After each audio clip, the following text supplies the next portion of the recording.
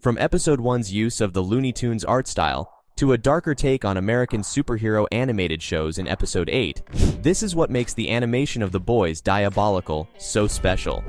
It features 8 bite-sized episodes, and each of them has its own animation style. It's a clever way to expand The Boys universe while experimenting with different storytelling techniques. For example, Episode 1 uses a classic American animated short style, and Episode 3 recreates the art style of the original comics that the series is based on. Every Diabolical episode is penned by a different writer, and it pays homage to old-school classics that you're already familiar with. Out of 8 episodes, 7 are set within the main series universe, and one's within the comics universe. All of them present standalone stories that have nothing to do with each other, with the exception of Episode 8, but I'll get into that later. Alright, let's start with Episode 1, Laser Baby's Day Out.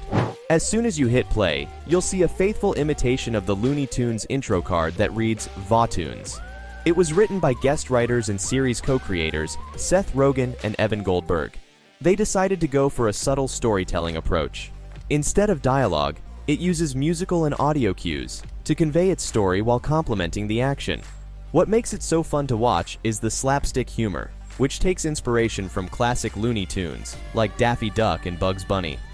In order to make it as authentic as possible, the animation was done by Snipple, the studio responsible for creating the look of Jellystone, Wacky Races, and New Looney Tunes. They successfully created the retro animation style for this episode. They also pulled inspiration from timeless Hanna-Barbera cartoons like the Flintstones and the Jetsons. It's playful, lighthearted, and the colors pop off the screen. For Episode 2, though, the creators went for a Rick and Morty aesthetic. Since Episode 1 was a tribute to American classics with a lighthearted nature, they wanted the second one to have a modern look, due to the darker humor. The story is exactly what the episode's title says, an animated short where pissed-off soups kill their parents. It's gruesome to watch, but hey, at least you'll see Homelander drawn in the Rick and Morty style. The animation itself is really well done. It's fluid and dynamic, with smooth movements and intricate details. The lighting and visual effects enhance the mood and create an immersive atmosphere. And the reason it looks as good as it does is because the episode was drawn by Mighty Animation, the same production house responsible for Rick and Morty's 5th season. When the Teen Soups go on their murderous rampage against their parents, the whole sequence looks like it was inspired by something Rick Sanchez would do on his own deadly rampage. Also, Justin Roiland had a lot of input into the way it was drawn and helped write the episode too. This explains why it looks like it's a snippet from an upcoming Rick and Morty season. But things changed for Episode 3. It's called I'm Your Pusher, and it's special for 2 reasons. It's written by Garth Ennis, the creator of The Boys comics, and it uses the original comics art style to create a dark, gritty, and violent world. In fact, the show creators wanted the episode to be as true to the comics as possible, so you'll notice that it draws Billy Butcher and Huey as exact replicas of what they looked like in the comics, instead of being animated versions of Carl Urban and Jack Quaid. And the same goes for Queen Maeve and Homelander. It literally looks like the creators took a panel from the comics and animated it for the show. And here's a fun fact about Huey that you might not know. The comic version of the character was designed after Simon Pegg, the actor who plays his dad in the live-action series. What's more, Pegg was originally supposed to play the character in the series, but by the time production started, he was too old to play him. So it's a good thing that Eric Kripke and the rest of the show creators decided to make Diabolical. Pegg got to voice Huey in Episode 3, which came as a huge payoff for the actor. His performance feels very distinct, and the animation style helps elevate the storytelling to a new level.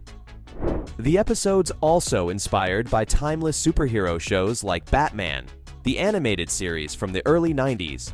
The dark and muted color palette creates a glum and moody atmosphere, which matches perfectly with the violence and dark humor on display. The next episode, Boyd in 3D, changes things in a dramatic way. It doesn't pay tribute to an iconic American cartoon or a specific animation technique. Instead, the episode draws inspiration from the studio that was chosen to animate it, called Folivari. The studio produced awesome works like Stinky Dog and Ernest and Celestine. And if you've seen one of them, you'll know that Folivari's got their own unique approach to animation. They focus on artistry, innovation, and classic hand-drawn animation techniques.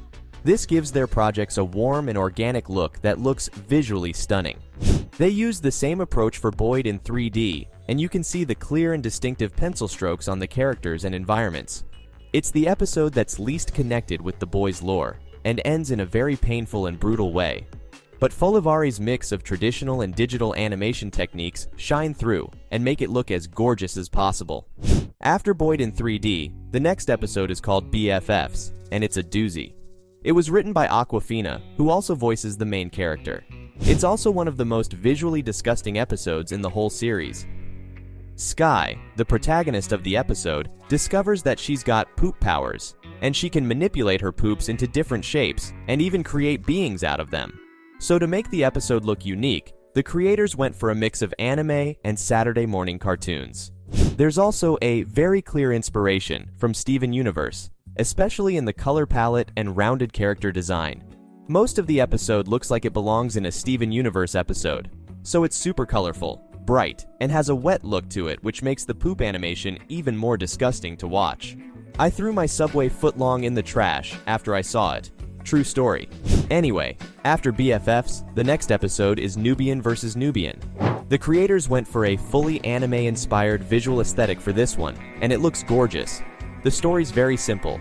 Nubian Prince and Nubia are married and have a daughter. The only fun in their relationship is when they're fighting villains side by side. This episode has a bigger focus on superhero-style action sequences, and its visual style is equally distinct.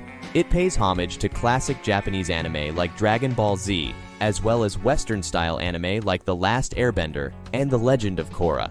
You'll notice mid-flight punches, lightning blasts, and superhero poses that were inspired by Dragon Ball, One Punch Man, and Hunter x Hunter.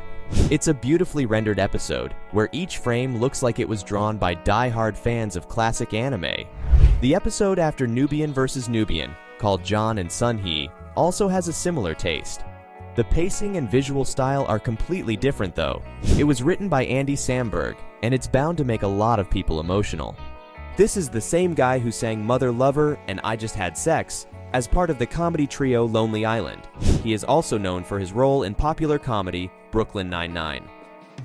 Anyway, the episode's subject matter is dark, disturbing, and very emotional. So in order to create an authentic experience for the fans, the creators hired Studio Animal to draw the visuals, and they used a heavy Korean influence to change the pace. The episode doesn't have bombastic visuals hitting you every few seconds, so the character and environment design takes inspiration from classic anime films like Akira and other Studio Ghibli productions, especially in the color palette and musical arrangements.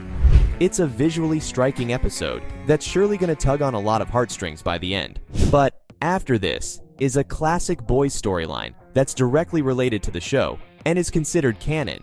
It's called 1 + 1 = 2, and it's the final episode of Diabolical. The thing that makes this episode unique is that it's a Homelander origin story. Just like every other episode, the season finale finds its own visual style.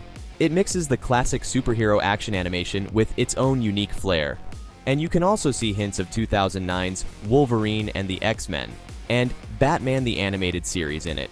It's a gorgeous style that manages to be original while paying tribute to classic American superhero shows. Overall, the entire series is worth a watch. Whether it's Korean and Japanese anime or Saturday morning cartoons, the visual styles used are perfect for a show like The Boys, where brutality and violence are king. So, from a darker and more mature take on American superhero animated shows in Episode 8 to Episode 1's fantastic use of the Looney Tunes art style, that's what makes the animation of The Boys Diabolical so special.